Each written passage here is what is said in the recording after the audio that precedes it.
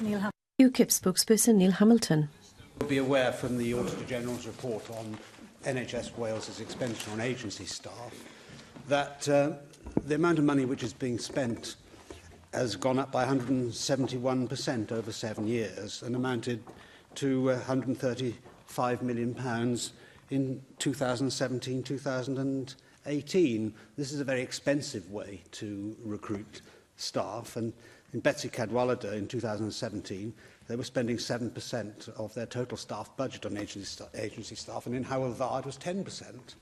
The latest figures show that Betsy is spending 30 million on agency staff and Howell Var 23 million. The response that I've seen so far from the Welsh Government is that this report will inform future activity in strengthening leadership to steer work to deliver future efficiencies and develop a single source of data collection. Will the Minister agree with me that rather than just management speak, there should be some practical action to get these figures down so that the money could be spent in other ways which are more beneficial to patients in the health service in Wales? Actually, if you look at what we've done over the last 2 years, we have made real inroads into agency and locum spend. I made a choice to introduce not just a cap on rates, but a range of other measures that the service had offered in terms of some policy choices. That's meant we spend at least £30 million less on agency than the last financial year, but we know that we need to do more. And actually, there's a challenge for all of us. If we really do want to see a reduction in agency and locum spend, then we need to change the way that we deliver care. And that means the current way in which we deliver care will need to change to make it more attractive to recruit permanent staff within the service. And of course, members across this chamber are regularly put under pressure to support keeping the way that services are delivered, even when those services rely on high degrees of agency and locum spend. So actually, changes isn't just about driving the financials down, it's actually about delivering better care with permanent members of staff or a permanent member of the care team.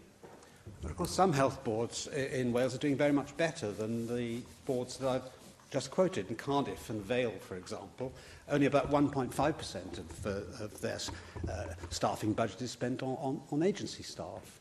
So if they can do it, why can't the other health boards? This is largely going on medical and dental staff and nursing and midwifery. Again, in Betsy, 65% of the money they've spent on agency staff has gone on medical and dental staff. Now, that's £19 million, but Cardiff and Vale, by contrast, spent only £360,000 on this in the latest year. What accounts for these disparities? It clearly can't be pay as the cause, because pay rates are pretty much nationally set.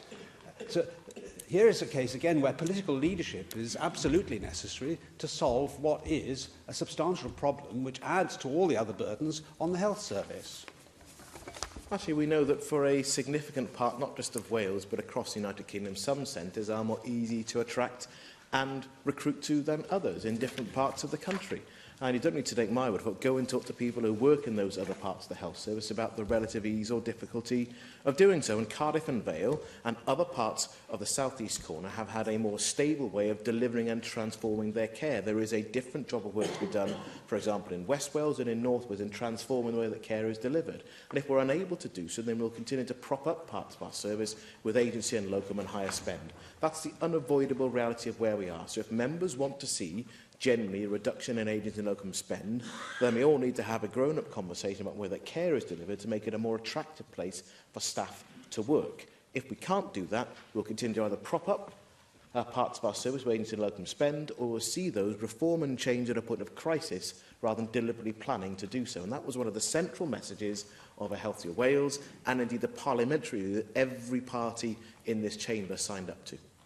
Well, of course, the performance of some health boards in recent years perhaps makes it more difficult to recruit staff in areas like North Wales in particular. But nevertheless, that can't be the whole answer to this difficulty, because the same problem is seen with locums for GPs as it is for NHS staff in other areas of professional activity.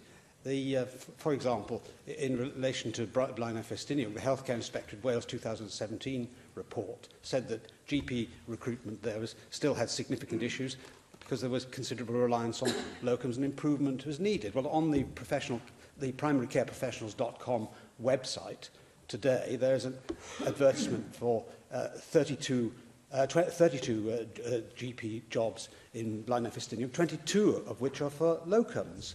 So in 16 months, since that Healthcare Inspectorate report in 2017 till today, there's been very, very little change. On page 39 of that report, said that the AAD Primary Care and Primary Care Development Manager, by the 31st of January 2018, that's a year ago, should increase the availability of salaried GPs through recruitment to reduce frequent change in staff and locums available to complete their own tasks. So when are we actually going to see some significant progress, not just in relation to agency staff in hospitals, but also in the recruitment of GPs to serve areas which have relied far too long upon locums, chopping and changing? Most patients want to see their regular GP. They don't want to be in a situation where every time they go to the surgery, they're seeing somebody new.